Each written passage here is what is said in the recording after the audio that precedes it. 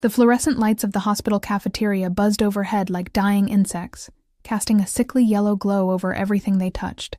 I pressed my palm against the cold metal counter, steadying myself as the room tilted slightly. 12 hours. I'd been on my feet for 12 straight hours, and my shift wasn't even close to finished. The smell of industrial-strength disinfectant mixed with overcooked vegetables made my empty stomach turn. But I couldn't afford to eat, not when every dollar counted. I filled another cup of coffee, my fifth of the night, and watched the dark liquid swirl as someone jostled past me. Nobody looked at me. Nobody ever looked at me. I was part of the furniture here, just another exhausted nurse in pale blue scrubs, hair pulled back in a messy bun, eyes rimmed with shadows that no amount of concealer could hide anymore. "Excuse me." The voice cut through the ambient noise like a blade through silk, deep, quiet, and impossibly smooth. It didn't ask. It commanded. I turned, and the apology died on my lips. He stood less than 3 feet away, and the air itself seemed to bend around him, tall, well over 6 feet, with shoulders that filled out a black suit that probably cost more than my annual salary. The fabric caught the harsh cafeteria light with a subtle sheen that whispered of Italian tailoring and old money. His hair was dark, almost black, pushed back from a face that could have been carved from marble by someone who understood both beauty and cruelty. But it was his eyes that stopped my breath. Slate gray, cold and assessing, yet somehow burning with an intensity that made my skin prickle with awareness. Behind him, 2 men in similar dark suits stood at attention, their eyes constantly scanning the room. Not hospital security. Something else. Something that made the hair on the back of my neck stand up. "You're in my way," I said, and immediately regretted it. My mother had always told me my mouth would get me in trouble. One corner of his lips curved upward. Not quite a smile.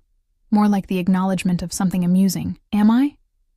His cologne reached me then, something expensive and woody with notes of leather and smoke. It cut through the cafeteria's institutional smell like it was erasing it from existence. I clutched my coffee cup tighter, suddenly aware of how I must look, exhausted, disheveled, invisible. "The coffee machine." I gestured weakly. "You're standing in front of it." He didn't move. Instead, his gaze traveled over me slowly, thoroughly, like he was cataloging every detail. It wasn't the leering look I'd grown used to from some of the older doctors or the entitled medical students. This was different. Clinical yet intimate, possessive yet detached, like he was determining whether I was worth his attention. "You work here," he said, not a question. "Nurse, 4th floor, night shift." I don't know why I answered. Something about his presence demanded truth, even from someone like me who'd learned to guard every word. He nodded once, a gesture that seemed to contain multitudes of meaning I couldn't decipher. Then he stepped aside with fluid grace, and I could finally breathe again. I moved toward the coffee machine on trembling legs, hyper-aware of him still standing there, still watching. "What's your name?" I should have lied. Should have given him anything but the truth. "Emma. Emma." He repeated it like he was tasting wine, determining its vintage. "Emma what?" "Just Emma." My hands shook as I reached for the coffee pot. "Look, I don't know who you are, but I need to get back to work. People need me." "People need you," he echoed, and something in his tone made it sound both like a revelation and a joke. How noble. Heat flushed my cheeks. Not everyone has the luxury of standing around hospital cafeterias in $1,000 suits. This time he did smile, and it transformed his face from merely handsome to devastating. But there was no warmth in it, just edges. "Perceptive. It's actually 3,000. Before I could respond, before I could process the casual arrogance of that statement, his phone buzzed. He pulled it out with one hand, glanced at the screen, and his entire demeanor shifted. The almost playful expression vanished, replaced by something cold and absolute. He said something in what sounded like Italian, rapid-fire and commanding, then slipped the phone back into his pocket. "I have to go." He looked at me again, and this time there was something different in his gaze. "A decision being made, but I'll be seeing you again, Emma." It wasn't a threat. It wasn't a promise. It was a statement of fact, delivered with the certainty of someone who'd never been denied anything in his life. Then he was gone, his security detail falling into step behind him, and the cafeteria suddenly felt colder and emptier than it had any right to be. I stood there for a full minute, coffee forgotten, trying to make sense of what had just happened. Nothing, I told myself. Nothing happened. Just a rich man passing through, probably visiting someone upstairs in the private wing where people paid extra for rooms that looked like hotel suites. But my hands were still shaking. The rest of my shift passed in a blur of medication rounds, vital checks, and the endless paperwork that seemed to multiply like bacteria. By the time I finally clocked out at 7 a.m., my feet were screaming and my back felt like someone had taken a hammer to my spine. I changed into my street clothes, worn jeans and a hoodie that had seen better days, and walked out into the pale morning light. The parking garage was mostly empty at this hour, my ancient Honda Civic sitting in its usual spot on the 3rd level, where the monthly parking was cheapest. I fumbled with my keys, exhaustion making my fingers clumsy. Emma! I spun around so fast I dropped my keys. They clattered against the concrete with a sound that echoed off the garage walls. He was there, leaning against a black Mercedes S-Class with tinted windows so dark they looked like pools of oil. The morning light caught on his suit, different from last night, charcoal gray this time, and made his eyes look even more metallic. Behind him, the same 2 men stood at attention, and I noticed for the first time the subtle bulges under their jackets that suggested weapons. My heart hammered against my ribs. How did you know where you'd be? He pushed off the car with lazy grace. I asked. That's not an answer. It's the only one you're getting. He moved toward me, and I backed up instinctively until my spine hit my car door. He stopped just close enough that I could smell his cologne again, could see the faint shadow of stubble along his jaw. You left something. He held out his hand. In it was my hospital ID badge, the one I must have dropped in the cafeteria. I reached for it, but he pulled it back slightly, forcing me to lean in. His fingers brushed mine as he finally released the badge, and the contact sent electricity racing up my arm. Thank you, I managed, hating how breathless I sounded. You're welcome, Emma Claire Hartley. He said my full name slowly, deliberately, and ice flooded my veins. My full name wasn't on my badge, just my first name and employee number. How do you know my name? I know a lot of things. He reached past me and I flinched, but he was only picking up my dropped keys from the ground. He held them up, examining my keychain, a cheap plastic thing from a gas station with a faded flower on it. I know you work 3 double shifts a week. I know you live alone in a 1-bedroom apartment in Riverside. I know you haven't seen your ex-boyfriend in 4 months, despite the restraining order you filed against him. The world tilted. You had me investigated. Due diligence. He said it like it was the most reasonable thing in the world, like having someone's entire life examined overnight was just another Tuesday for him. Why? The question came out as barely a whisper. He studied me for a long moment, his expression unreadable. Then he leaned in, his lips close to my ear, his breath warm against my skin.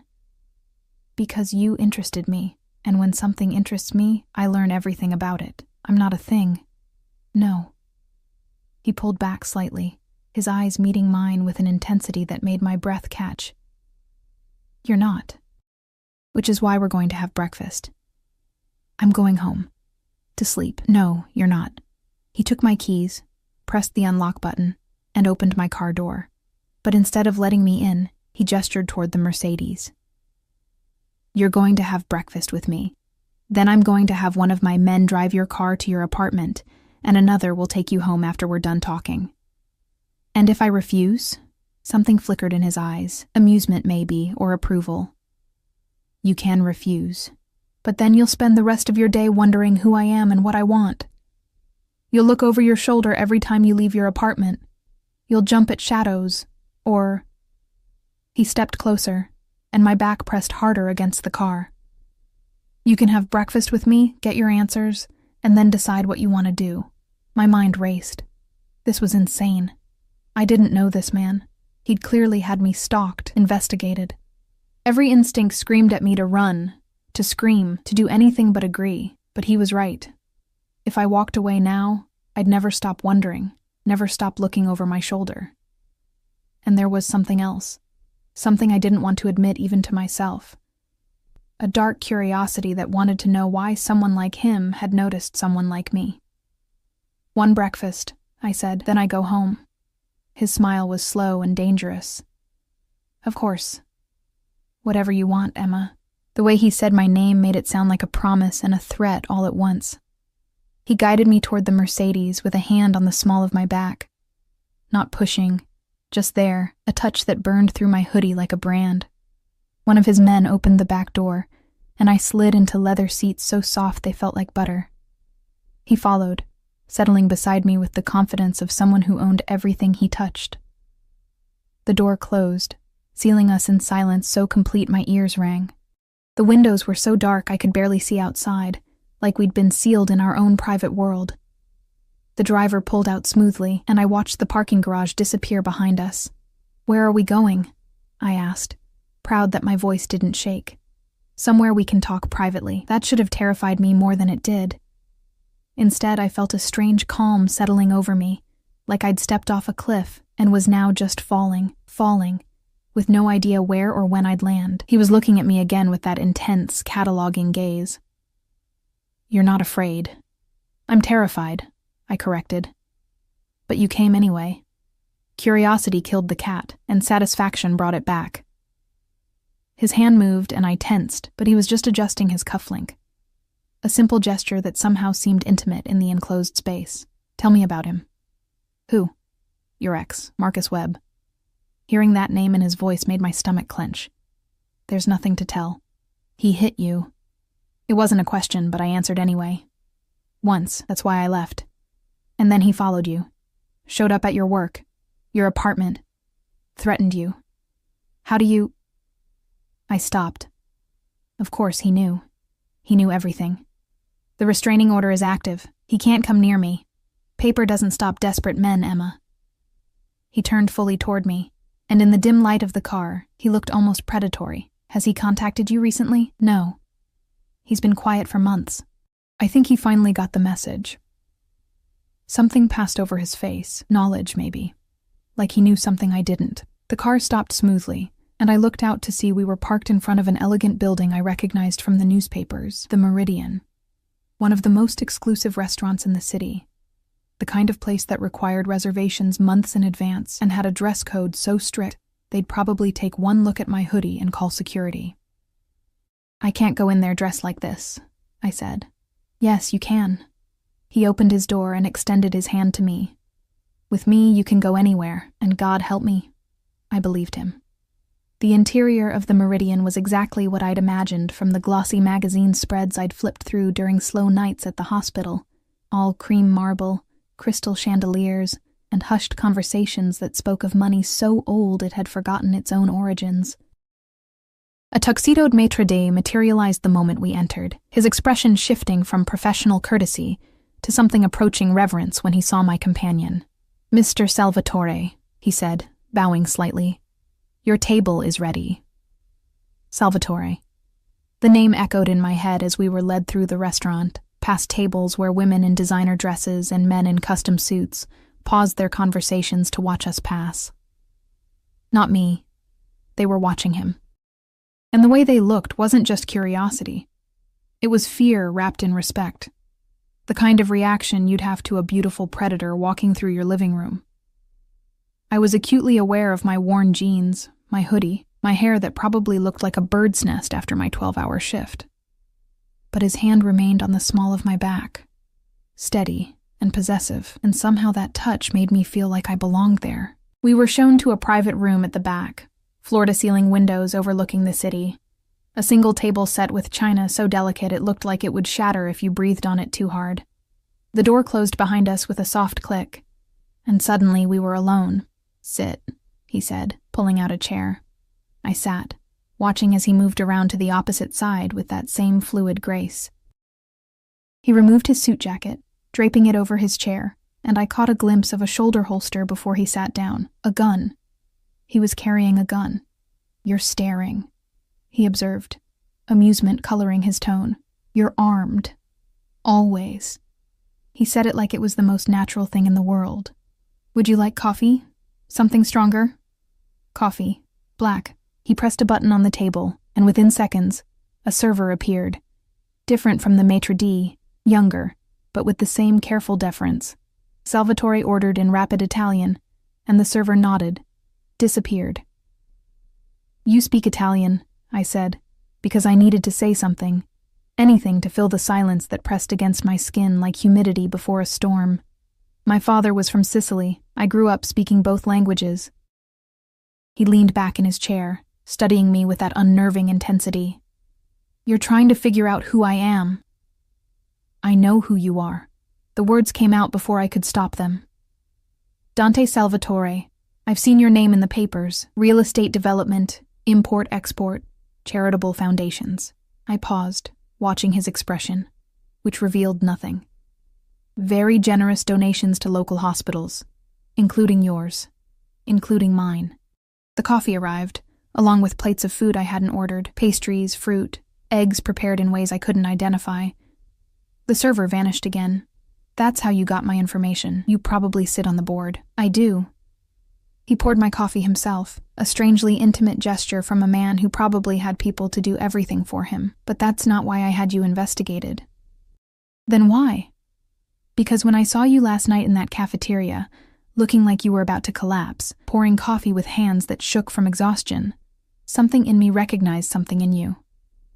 He pushed the cup toward me. You looked like someone barely holding on. Like someone who'd been invisible for so long she'd forgotten she existed. His words cut deeper than they should have. I wrapped my hands around the warm cup, needing the heat to ground me. That's very poetic, but it doesn't explain why a man like you would give a damn about a nurse you've never met. Eat. It wasn't a suggestion. When did you last have a real meal? I thought about lying, but those gray eyes seemed to see through everything. 2 days ago. Maybe 3. Something dangerous flashed across his face. You're starving yourself. I'm budgeting. There's a difference. I picked up a pastry to appease him, took a bite. It melted on my tongue, butter and sugar and something I couldn't identify but tasted like heaven. Medical school debt, rent, car payment, restraining orders aren't cheap either. How much? Excuse me? How much do you owe? He said it casually, like he was asking about the weather. That's none of your business. Humor me. I shouldn't have answered. But the exhaustion, the surreal nature of sitting in a private dining room with a man who seemed to command reality itself, made me reckless. $83,000 in student loans. First and last month's rent on my apartment, which I'm already behind on. Car's about to be repossessed, and I just found out my insurance won't cover the dental work I need. I laughed, but it came out bitter. So, to answer your question, I owe everyone everything and I have nothing left to give. He didn't respond immediately, just watched me eat, his expression unreadable. When I'd finished the pastry and started on the eggs, which were somehow perfectly prepared despite me never ordering them, he finally spoke. Your ex-boyfriend, Marcus Webb. He works for someone. My fork clattered against the plate. What? He's a courier. Low level, but connected to an organization I've been monitoring. Dante leaned forward, his elbows on the table, his full attention focused on me like a spotlight. 3 months ago, he stole something from them. Something valuable. They want it back. The room felt suddenly cold. What does this have to do with me? They think you have it. Or they think you know where it is. That's insane. I haven't seen Marcus since. The memory hit me like a fist. The last time I'd seen Marcus, 4 months ago, when he'd showed up at my apartment door at 2 a.m, wild-eyed and desperate. He'd shoved a package into my hands, told me to keep it safe, that he'd be back for it. I'd been so focused on getting him out, on the neighbors who'd started peeking through their doors, that I'd just thrown the package in my closet and called the police. You do have it, Dante said quietly, watching the realization dawn on my face. I don't know what it is. It's just a package. I never opened it. Where is it now? In my apartment, in my closet. I forgot about it after the restraining order went through. My hands were shaking again. What's in it? Information, names, accounts, routes. He said it like he was discussing a grocery list. worth approximately $5 million to the right buyers. Or the wrong ones. The number didn't even compute. I need to go to the police. No. The word cracked like a whip. The organization Marcus stole from has people inside the police department. You go to them, and you'll disappear before the paperwork is filed. Then what am I supposed to do? Panic was rising in my chest, making it hard to breathe. Dante stood, moved around the table with predatory grace. He crouched beside my chair, bringing himself to eye level, and his hand came up to cup my face. The touch was gentle, almost tender, but his eyes were hard as diamonds. You're going to let me protect you. I should have pulled away. Should have run screaming from the room. But his hand was warm against my skin, and for the first time in months, maybe years, I didn't feel invisible. Why would you do that? You don't know me. I know enough. His thumb brushed across my cheekbone, and I shivered. And I told you. Something in me recognized something in you. You've been running on empty for so long, Emma. Let me help you. What do you want in return? His smile was slow, dangerous, beautiful. I haven't decided yet. That should have terrified me. Instead, heat pooled low in my stomach, a dangerous awareness of how close he was, how his cologne wrapped around me like smoke, how his eyes had darkened to the color of storm clouds. I need to think, I whispered. No. He stood, pulling me up with him. You need to trust me, because in about 3 hours, Marcus is going to realize you have what he's looking for. And when he does, he won't come alone. How do you know that? Because I've been tracking him since he stole the package. I know he's been watching your apartment. I know he's been working up the courage to approach you. Dante's hands moved to my shoulders, his grip firm but not painful. And I know that tonight, he's planning to break in and take back what he thinks is his. The world tilted. You've been watching me. I've been watching him. You were just in the frame. He released me, stepped back, but his eyes never left mine. Now you have a choice. You can go home, wait for him to show up, hope the restraining order and a locked door will be enough to stop a desperate man. Or you can come with me. Come with you where? Somewhere safe. Somewhere he can't reach you. He picked up his jacket, shrugged it on with movements that looked almost choreographed. Somewhere you can finally stop running. I thought about my apartment, the peeling paint, the lock that stuck, the neighbors who minded their own business even when they shouldn't. I thought about Marcus's hands around my throat that last night, the wild look in his eyes, the way he'd said "you're mine" like it was a benediction and a curse. And I thought about this man in front of me, this beautiful, dangerous stranger who'd had me investigated, who carried a gun, who spoke about $5 million stolen goods like it was nothing unusual. If I go with you, I said slowly, I want answers. Real ones. Who you really are. What you really do. All of it. Deal. He extended his hand, and after a moment's hesitation, I took it. His fingers closed around mine, strong, warm, possessive. But I warn you, Emma, once you know the truth, there's no going back. You can't unknow what I'll tell you. I'm already in this, I said, surprised by the steadiness in my voice. Marcus made sure of that when he dumped his problems on my doorstep.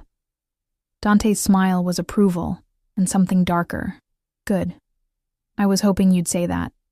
He led me out of the private room, through the restaurant where people still stared, and back to the waiting Mercedes. His security detail fell into formation around us without a word being spoken. One in front, one behind, moving like they'd done this 1,000 times before. As I slid into the car, I caught sight of my reflection in the tinted window. Pale, exhausted, wearing clothes that probably cost less than the leather seats I was sitting on. I looked like prey being led into a predator's den. Maybe I was. The car pulled away from the Meridian, and I watched the city slide past through darkened windows. Dante sat beside me, close enough that I could feel the heat radiating from his body, far enough that I couldn't quite touch him without deliberately closing the distance. Where are we going? I asked. My home.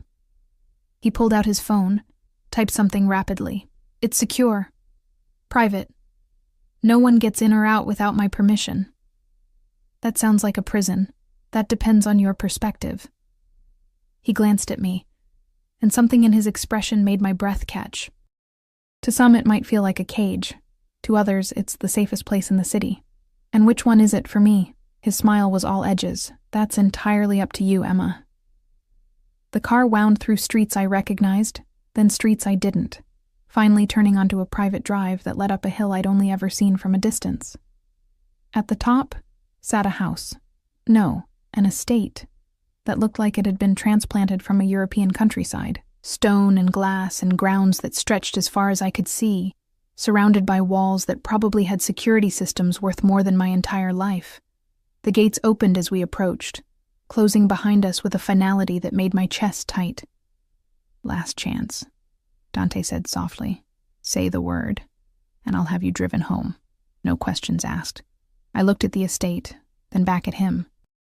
At the sharp angles of his face, the controlled power in his posture, the promise of safety and danger all wrapped up in expensive fabric and Italian leather. "Show me inside," I said. His hand found mine in the darkness of the car, his fingers threading through mine with a possessiveness that should have scared me. Instead, I felt something else entirely, something like coming home. The interior of Dante's estate made the Meridian look modest. Marble floors stretched in every direction, reflecting the light from chandeliers that looked like they belonged in a palace. Original artwork lined the walls, pieces I recognized from my rare visits to museums, the kind that had plaques explaining their historical significance. Everything was pristine, elegant, and completely untouchable, just like the man who owned it. "This way," Dante said, his hand still wrapped around mine as he led me through a foyer that could have swallowed my entire apartment. Our footsteps echoed off the high ceilings, and I caught glimpses of rooms branching off. A library with floor-to-ceiling books, a dining room with a table that could seat 20, a sitting room with furniture that probably cost more than a car. We climbed a curved staircase, and I noticed for the first time how many security cameras were positioned at strategic points. How many men in dark suits seemed to materialize from nowhere, nodding to Dante before disappearing again. This wasn't just a home, it was a fortress. He stopped in front of a door on the second floor, pushed it open, and gestured for me to enter. The bedroom was larger than my entire apartment. A king-sized bed dominated the space, dressed in what looked like silk sheets and deep charcoal. Floor-to-ceiling windows overlooked the grounds, and I could see the city sprawling in the distance, glittering in the morning sun. There was a sitting area, with a couch and chairs, a desk, and 2 doors that probably led to a bathroom and closet. "This is your room," Dante said, releasing my hand finally. The absence of his touch felt like a loss. "Bathroom through that door, closet through the other. I'll have clothes brought up in your size." "How do you know my size?" He gave me a look that said I should know better than to ask. Of course, he knew. He knew everything. "The house is secure," he continued, moving to the windows. "But don't try to leave without me. The guards have orders to keep you here for your own protection." "So I am a prisoner." He turned, and the look in his eyes made heat coil in my stomach. "You're under my protection. There's a difference." "Is there?" He crossed the room in 3 strides, and suddenly he was close. Too close. I could see the faint scar above his left eyebrow, the way his pupils had dilated slightly, the pulse point at his throat. His hand came up to cup my jaw, tilting my face up to his. "A prisoner wouldn't have a choice," he said softly. "You can walk out that door right now. I'll drive you home myself. But we both know what happens if you do. Marcus. The package. Men who made people disappear." "Why are you doing this?" I whispered. "Really?" His thumb traced my lower lip, and I couldn't stop the shiver that ran through me. "Because I'm a selfish man, Emma, and I don't share what's mine. I'm not yours. Not yet." The words were a promise and a threat. Then he stepped back, and I could breathe again. "Get some rest. You look like you're about to collapse. When you wake up, we'll talk." He was at the door before I found my voice. "Dante." He paused, looked back. "Thank you," I said, hating how small my voice sounded, "for not letting me go home." Something shifted in his expression. Softened, maybe, though it was hard to tell. "Sleep, Emma. You're safe here." The door closed behind him with a soft click, and I heard the unmistakable sound of a lock engaging. From the outside, So much for not being a prisoner, but exhaustion was pulling at me like a riptide, and the bed looked like heaven. I kicked off my shoes, peeled off my hoodie, and collapsed onto sheets that felt like clouds. The last thing I thought before darkness claimed me was that I should be more afraid than I was. Instead, I felt safer than I had in years. I woke to darkness and panic, bolting upright with a scream caught in my throat. For a moment, I didn't know where I was. The room was too big, too dark, too quiet. Then memory crashed back. Dante. The estate. The package Marcus had left. Marcus. I fumbled for my phone, checked the time. 8 p.m. I'd slept for almost 12 hours. 12 hours while Marcus could have been at my apartment, could have broken in, could have realized the package was gone. The door opened, spilling light into the room. Dante stood silhouetted in the doorway, still wearing his suit pants but minus the jacket and tie. His shirt was unbuttoned at the collar, sleeves rolled up to reveal forearms that were corded with muscle and marked with scars. "You're awake," he said, stepping inside. "I heard you moving." "My apartment," I said, pushing off the bed. "Marcus is currently sitting in a holding cell downtown." Dante moved to the windows, pressed a button that made the curtains slide open silently. The grounds were lit up like a stage. Security lights positioned every few feet. "He broke into your apartment at 4 this afternoon. My men were waiting." Relief and horror warred in my chest. "You set him up. I protected you." He turned to face me, and in the low light, he looked almost inhuman, beautiful and terrible. "He had a gun, Emma, and 2 friends with him. If you'd been there." He didn't finish. He didn't have to. "What happens to him now?" "That depends on what he tells the people questioning him." Dante's expression was carved from ice. "If he's smart, he'll give up his employers. If he's not, he'll disappear." "You can't just make people disappear." His smile was all teeth. "Can't I?" I wrapped my arms around myself, suddenly very aware that I was standing in a strange man's house, wearing only my jeans and tank top, while he talked about making people disappear like it was discussing the weather. "Who are you?" I asked. "Really?" "You wanted the truth." He moved toward me, and I stood my ground even though everything in me screamed to back away. The real estate development, the import-export business, the charitable foundations, those are all real. But they're also covers for my actual work. Which is, I run the largest organized crime syndicate on the East Coast. He said it simply, without pride or shame, just fact. Gambling, protection, strategic acquisitions, nothing that touches drugs or trafficking. I have lines I don't cross, but everything else, that's mine. The room felt too small suddenly. "You're in the Mafia." "I am the Mafia.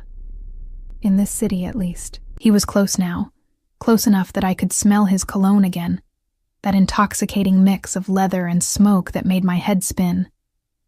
"The organization Marcus stole from? They answer to me. He didn't just steal from them, he stole from me. Then why haven't you—" I couldn't finish. "Killed him?" Dante's hand came up, tucking a strand of hair behind my ear. "Because he led me to you, and you, Emma Hartley, are worth more than $5 million in stolen information."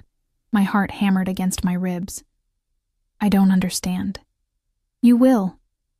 His fingers trailed down my neck, along my collarbone, leaving fire in their wake. "Your ex-boyfriend stole from me, put you in danger, made you a target. Do you know what I do to people who threaten what's mine?" "I'm not yours," I breathed. But even I didn't believe it anymore. "Aren't you?"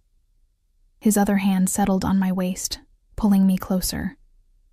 "You came with me this morning. You slept in my house.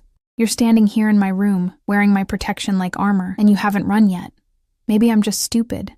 "No." His thumb pressed against my pulse point, and I knew he could feel how fast my heart was racing. "You're smart enough to know that I'm the safest place for you right now.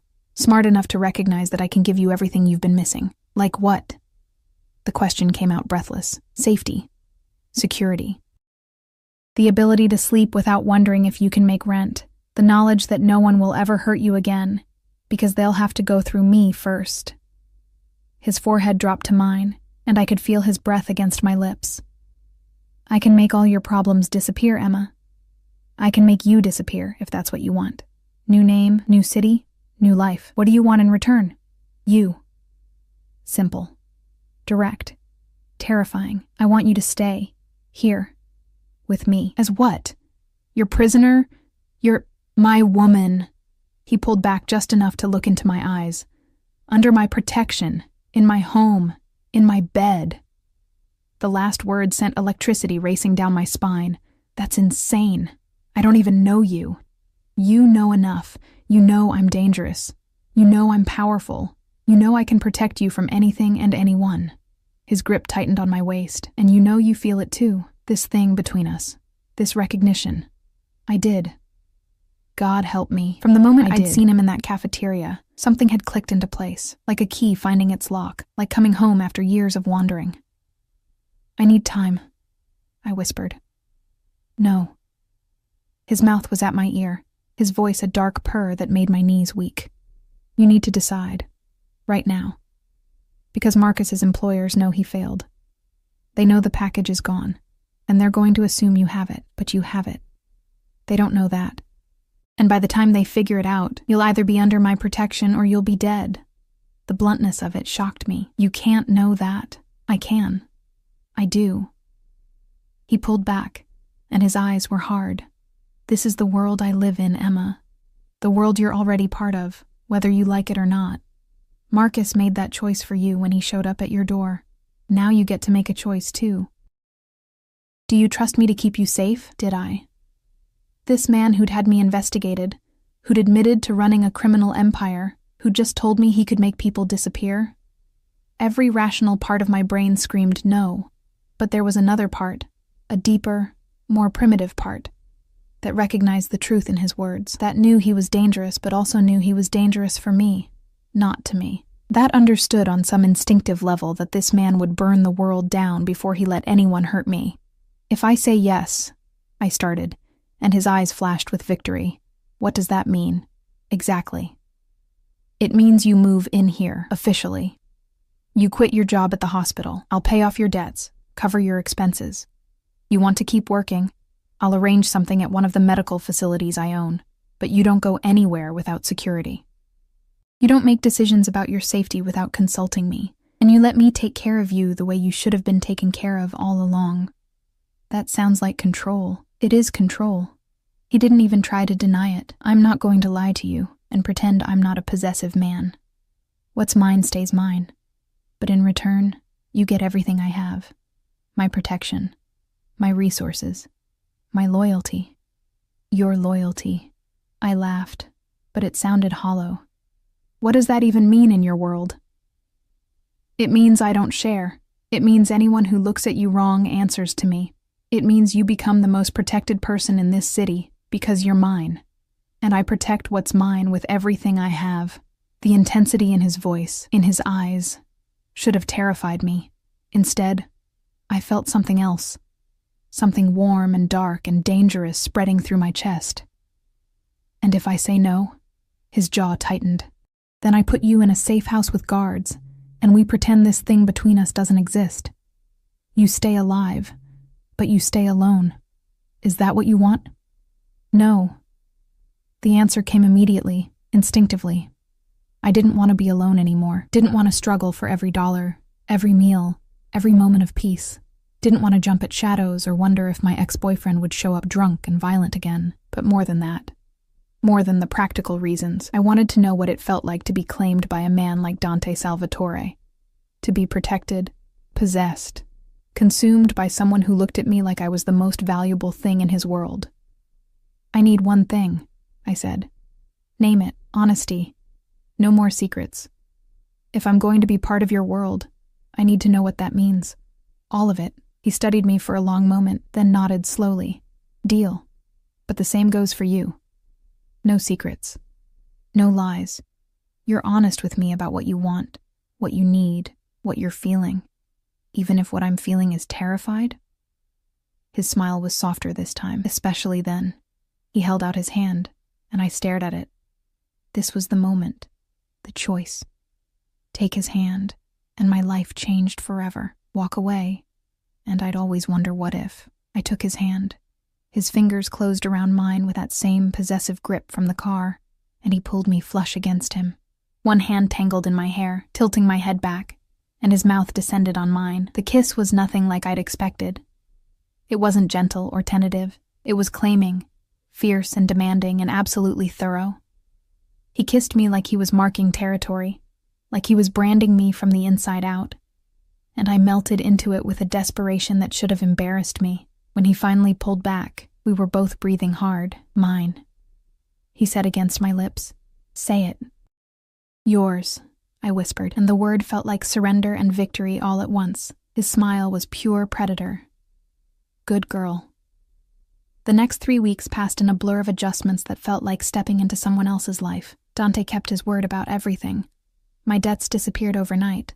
My apartment was cleared out by professionals who packed my meager belongings with more care than they deserved, and I found myself living in a wing of his estate that was larger than most houses. But it was the other changes that left me reeling. I couldn't leave the grounds without an escort, usually 2 men in dark suits who stayed close enough to protect, but far enough to give the illusion of privacy. My phone was replaced with one Dante assured me was secure, which I quickly learned meant he could track my every movement. And despite his promise to let me continue nursing, he'd convinced me to take a temporary leave until things settled, things being the ongoing investigation into Marcus and his associates. You're distracted, Dante said one evening as we sat in his study. He was reviewing documents at his desk, while I curled up on the leather couch with a book I wasn't really reading. Outside, rain pelted the windows, turning the world into a watercolor blur. I'm fine, I lied. He set down his pen, those gray eyes pinning me in place. You're not fine. You've barely eaten today. You've been staring at the same page for 20 minutes, and you keep looking at your phone like you're expecting bad news. I hated how well he could read me. I'm just adjusting. To what, specifically? He stood, moved around the desk with that predatory grace that still made my breath catch. To being safe? To not working yourself to death? To having someone who actually gives a damn whether you eat? To being owned, I snapped, then immediately regretted it. But Dante didn't look angry. He looked almost pleased as he sat beside me on the couch, close enough that his thigh pressed against mine. Is that what you think this is? Isn't it? I can't go anywhere alone. Can't make my own decisions. Can't even order takeout without one of your men clearing the restaurant first. I gestured around the study. This is a beautiful cage, Dante, but it's still a cage. His hand cupped my face, forcing me to meet his eyes. Would you rather be in your old apartment, wondering when Marcus's employers will come for you, working yourself into an early grave for a system that sees you as disposable? At least I'd be free. You'd be dead within a week. The words were harsh, but his touch remained gentle. You think I'm being paranoid? 2 days ago, 3 men tried to breach the outer wall. They had photos of you, Emma. Photos from before you came here. They were coming for you. Ice flooded my veins. You didn't tell me. Because I handled it. His thumb traced my cheekbone. That's my job. To handle the threat so you don't have to. By keeping me in the dark. By keeping you safe. He leaned closer, his forehead against mine. You want freedom? I'll give you all the freedom in the world once this is over. But right now, your freedom gets you killed. And that's not something I'm willing to risk. The intensity in his voice, the raw possessiveness, should have made me angry. Instead, I felt that traitorous heat coiling low in my stomach again. The same heat I'd felt every time he touched me, looked at me, spoke to me like I was the center of his universe. I feel useless, I admitted quietly. I'm used to working, to being needed. Here, I'm just waiting. You are needed. His hand slid down to my waist, pulling me onto his lap in one smooth motion. I gasped, suddenly straddling him. My hands braced on his shoulders. You're needed by me.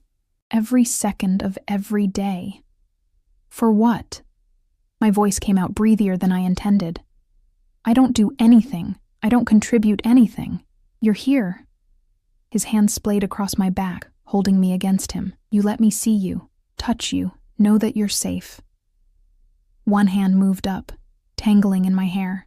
Do you have any idea what that does to me? Knowing you're under my roof, knowing every breath you take is because I'm keeping you alive? That's not healthy. I never claimed to be healthy, Tesoro. The Italian endearment rolled off his tongue like honey.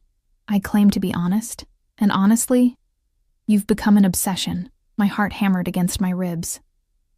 Dante, I think about you constantly, he continued, his voice dropping to that dark purr that made my insides melt. When I'm in meetings, when I'm handling business, when I'm lying in bed knowing you're just down the hall, wearing those little pajamas that drive me insane. Heat flooded my face. You've been watching me? The cameras are for security. His smile was unrepentant. But yes, I watch you read. Watch you pace when you can't sleep. Watch you curl up in that chair by your window and stare at the city like you're missing your old life. I am missing it, I admitted. Or parts of it. The purpose, the feeling of making a difference, then make a difference here. He shifted beneath me, and I felt the evidence of his arousal pressing against me. I own 3 hospitals, Emma, 4 medical clinics. Be my liaison. Help me understand what they need, where the money should go. Turn my charitable foundations into something real instead of just tax write-offs. I blinked. You want me to work for you? With me. Use your experience, your knowledge. Make those facilities better. His hands tightened on my waist. But you do it from here. From safety. With guards who make sure no one gets close enough to hurt you. It was a compromise. Not freedom. But not uselessness either. What if I want more? Like what? Like going back to bedside nursing eventually.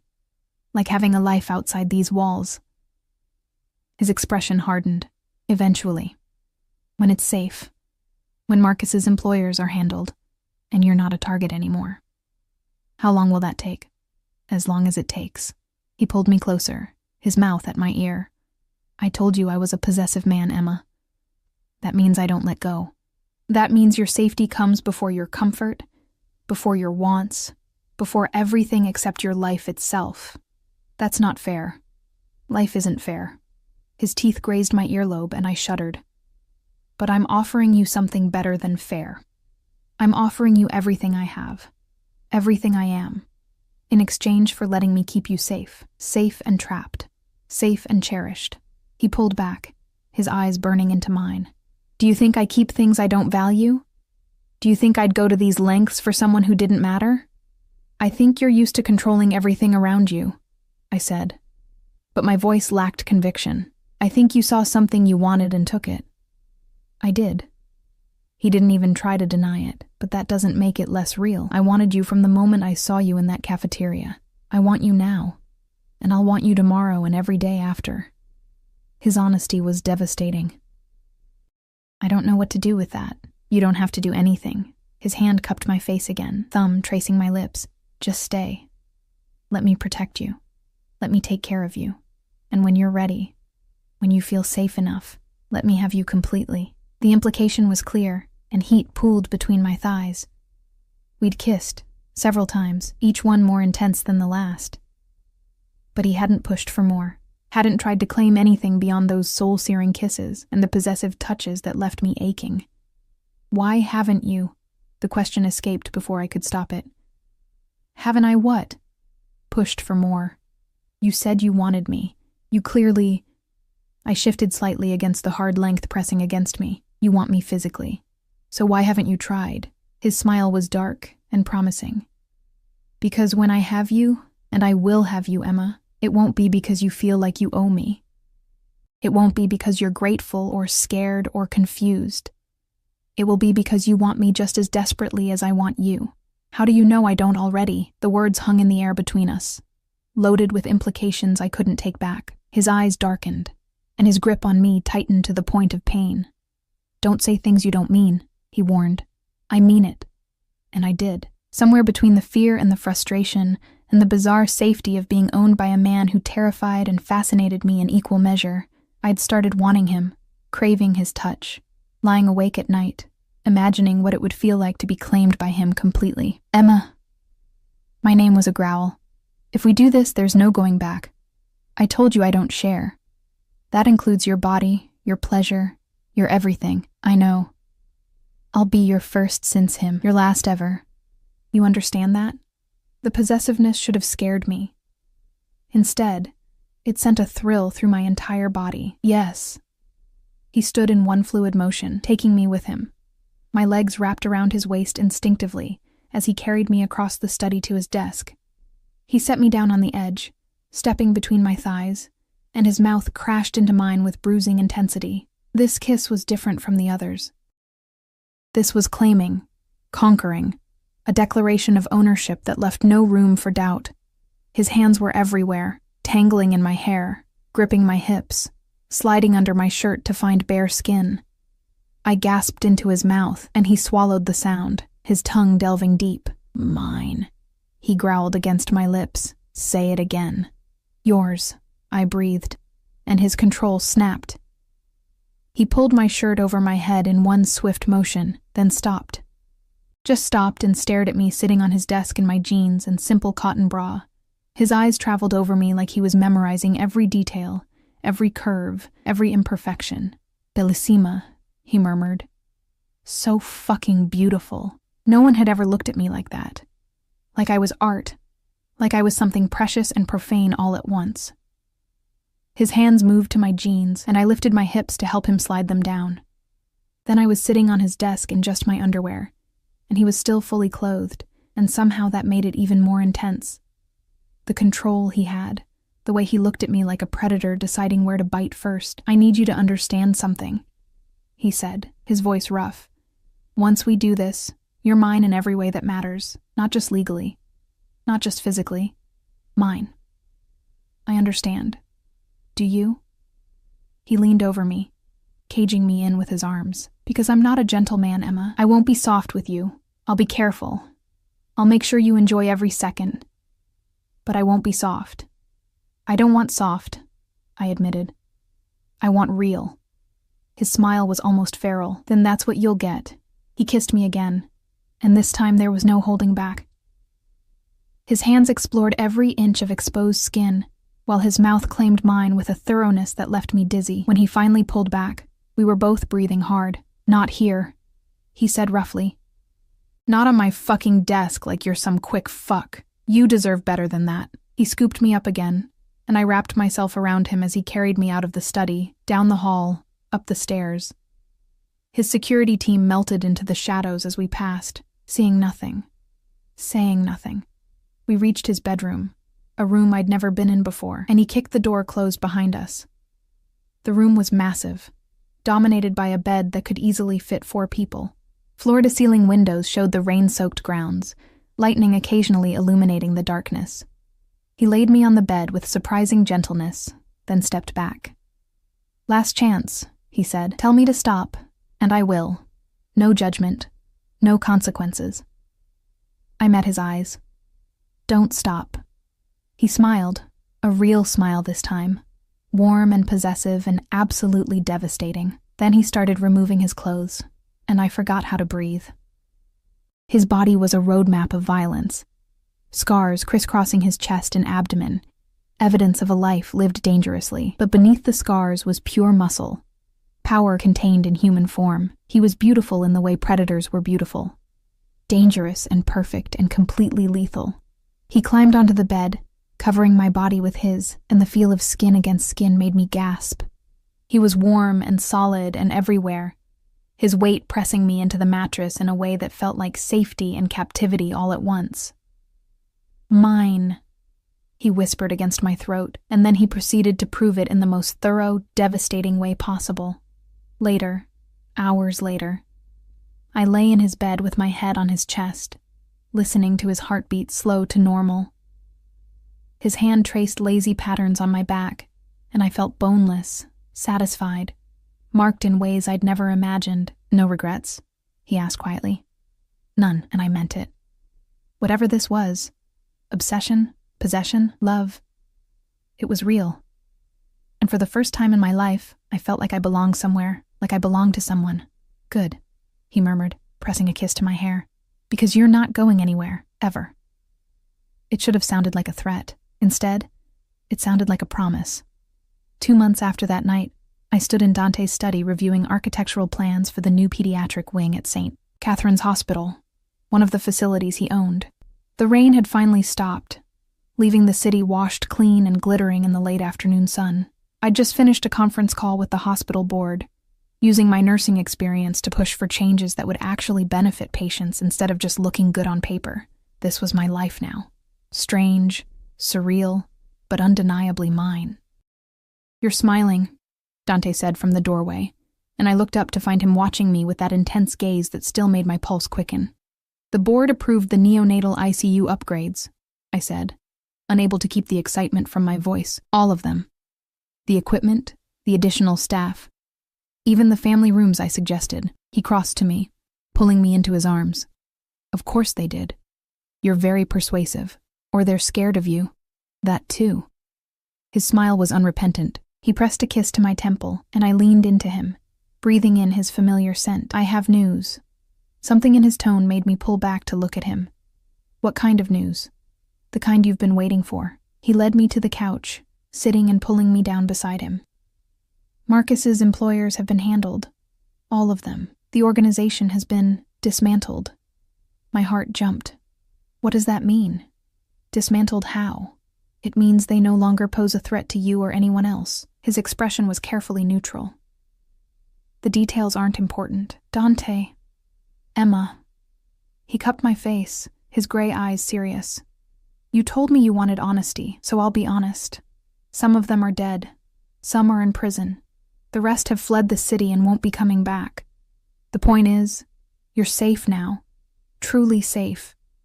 I should have felt horror, should have been appalled at how casually he discussed death and imprisonment. But all I felt was relief, overwhelming, knee-weakening relief. "And Marcus?" I asked quietly. "He's alive. He made a deal with the federal prosecutors, testified against his associates in exchange for witness protection." Dante's jaw tightened. "He'll spend the rest of his life looking over his shoulder. But he'll be breathing, which is more than he deserved after what he did to you." I thought about Marcus, the man I'd once believed I loved, who'd hit me and used me and put my life in danger without a second thought. "I don't want to know where he is." "You won't."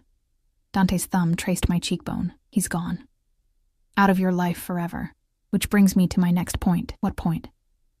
"You're safe now, Tesoro. The threat is gone. Which means..."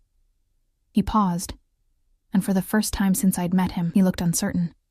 "Which means you're free to leave if you want to." The words hit me like a physical blow. "What?" "I told you I'd keep you safe. I have. The deal was your safety in exchange for staying here." His hands dropped from my face, and he leaned back, putting distance between us that felt like miles. "I'm not going to keep you prisoner now that there's no reason to. If you want to go back to your old life, get your own place, go back to bedside nursing, be free of all this, I won't stop you." I stared at him, trying to process what he was saying. He was giving me an out. After everything, after the protection, the obsession, the claiming, he was offering to let me go. "Do you want me to leave?" I asked carefully. "No." The word was immediate, harsh. "I want to keep you here forever. I want to wake up with you in my bed every morning and fall asleep with you in my arms every night. I want to know you're safe because you're where I can protect you. I want..." He stopped, jaw clenched. "But what I want doesn't matter if you're only here because you feel like you have to be." Understanding dawned. "You think I'll leave now that I can?" "I think you should have the choice." He stood, moved to the windows, his back to me. "I've controlled every aspect of your life for 2 months, made decisions for you, kept you here whether you liked it or not. Now you get to decide. Is this what you really want? Or was it just survival?" I stood, crossed to him, and wrapped my arms around him from behind. He stiffened, then relaxed into my touch. "You're an idiot," I said against his back. "Excuse me? If you think I'm only here because I had to be, then you haven't been paying attention." I moved around to face him, and the vulnerability in his eyes nearly broke me. This powerful, dangerous man was afraid. Afraid I'd leave him. "Yes, you're controlling. Yes, you're possessive. Yes, you make decisions that drive me crazy sometimes. Not helping your case," he muttered. "But you also make me feel safe for the first time in my life. You listen when I talk about work and actually implement my suggestions. You paid off my debts without making me feel like I owe you. You gave me purpose again. I reached up, cupping his face the way he so often did mine. And somewhere between the fear and the fighting and the frustration, I fell in love with you. His hands came up to grip my wrists, his eyes searching mine. Emma. I'm not leaving, Dante. Not because I have to stay, because I want to. Because this... I gestured around the study, the estate, the life we'd built together. This is my home now. You're my home. He pulled me against him with bruising force, his face buried in my hair. You mean that? I mean it. I tilted my head back to look at him. But I need you to mean something, too. Anything. I need you to stop thinking of me as something you own. I'm not a possession, Dante. I'm your partner. Which means I get a say in decisions that affect my life. It means I need you to trust me to keep myself safe sometimes. It means... He kissed me, cutting off my words with his mouth. When he finally pulled back, we were both breathing hard. I'll try, he said. I can't promise I won't be possessive. I can't promise I won't want to lock you away from anything that might hurt you. But I can promise to listen, to consider your opinion, to treat you like the partner you are instead of just something I need to protect. That's all I'm asking. Then stay. His forehead dropped to mine. Stay with me. Be my partner, my woman, my everything. On one condition. He groaned. Of course there's a condition. I want to go back to nursing. Not full-time, not right away. But I want to work bedside again. Even if it's just one shift a week at one of your hospitals. I held his gaze. I need that, Dante. I need to feel useful in that way again. He was quiet for a long moment, and I could see the war playing out behind his eyes. The urge to protect versus the promise to treat me as a partner. One shift a week, he finally said. At St. Catherine's, where I know the security is good, with 2 guards who stay close but out of sight, and you carry a panic button at all times. Deal. I smiled. See? Compromise. We're getting better at this. Don't get used to it, he muttered, but there was affection in his tone. I'm still going to be impossible about everything else. I wouldn't have it any other way. He kissed me again, slower this time, thorough. When we finally broke apart, he rested his forehead against mine. I love you, he said quietly. I don't think I'm very good at it. I'm too controlling, too possessive, too perfect, I interrupted. You're perfect for me. Even though I'm a criminal? Even though. I traced the scar above his eyebrow. Your world is dark and dangerous and completely insane, but it's real. You're real. And after spending so long being invisible, being seen by you, being loved by you, is everything. His arms tightened around me. Ti amo, tesoro mio. Sei mia per sempre. I didn't speak Italian, but I understood enough. You're mine forever. And you're mine, I said back. His smile was pure possession and joy. Always. 6 months later, I stood in the new pediatric wing at St. Catherine's, watching as the first patients were admitted. The rooms were bright and cheerful, the equipment state-of-the-art, the family areas comfortable enough that parents could actually rest. It was everything I'd envisioned, and more. Dr. Chen says the staff is already calling it the Hartley Wing, Dante said, coming up behind me and wrapping his arms around my waist. After you. It should be the Salvatore Wing. You paid for it.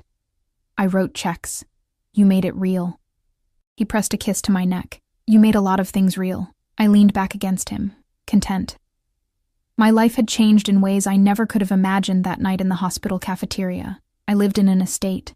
I worked alongside one of the most powerful men in the city. I went to charity galas in designer dresses, and came home to a man who looked at me like I hung the moon. But more than that, I was happy. Truly, deeply happy. Ready to go home? Dante asked. Home. Not his house. Not the estate. Home. Yes, I said, turning in his arms to kiss him. Let's go home. As we walked out of the hospital, his hand possessively on the small of my back, his security detail a subtle presence behind us, I thought about that terrified, exhausted nurse who'd been standing in a cafeteria 2 months ago, invisible to everyone around her. She never could have imagined this life. Never could have dreamed that the dangerous stranger in the expensive suit would become her entire world. But then again, The best things in life were the ones you never saw coming, the ones that found you when you weren't looking, the ones that claimed you completely and refused to let go. I glanced up at Dante, at the strong line of his jaw and the possessive way his hand gripped my waist, and smiled. I'd been claimed by a monster in an Armani suit, and I'd never been more grateful for anything in my life. We drove through the city as the sun set, painting everything in shades of gold and amber. Dante's hand found mine, threading our fingers together with that same possessive grip that had become as familiar as breathing. "What are you thinking about?" he asked. "How different my life is now. How different I am. Regrets?" "Not a single one." I squeezed his hand. "You promised me safety, purpose. A life where I didn't have to struggle anymore. You kept every promise. And you promised to stay, to let me love you, to be mine." His thumb traced circles on my palm. "You've kept yours too." The Mercedes pulled through the gates of the estate. Our estate now, not just his. Home. "I was thinking," I said as we walked inside, "about what you said that first morning. About how something in you recognized something in me." "I remember. You were right. We recognized each other, two people who were broken in different ways, you with your need to control everything. Me with my need to be needed." I stopped in the foyer, turning to face him. "We fixed each other. You fixed me," he corrected. "I just kept you safe while you did it." "No." I reached up, pulling his mouth down to mine. We saved each other. The kiss deepened, and he lifted me into his arms, carrying me up the stairs to our bedroom, the room that had become ours over the past months, filled with both our belongings, both our lives intertwined. He laid me on the bed with reverent care, and as he covered my body with his, I thought about how far we'd come. From strangers in a cafeteria to this perfect, possessive, all-consuming love that had transformed both our lives. "Mine," he whispered against my lips. "Yours," I agreed, "always yours." And as he proceeded to show me exactly how thoroughly I belonged to him, I sent up a silent thank you to whatever twist of fate had brought us together. To Marcus for being stupid enough to leave that package in my apartment, to my own exhaustion for making me vulnerable enough to catch Dante's attention, to every choice and chance that had led me to this moment, because this, lying in the arms of a dangerous, possessive man who loved me with terrifying intensity, was exactly where I was meant to be. I'd found my home in the last place I'd expected to look, in the heart of a monster who turned out to be exactly what I needed, and I was never letting go. Neither was he, which was exactly how we both wanted it.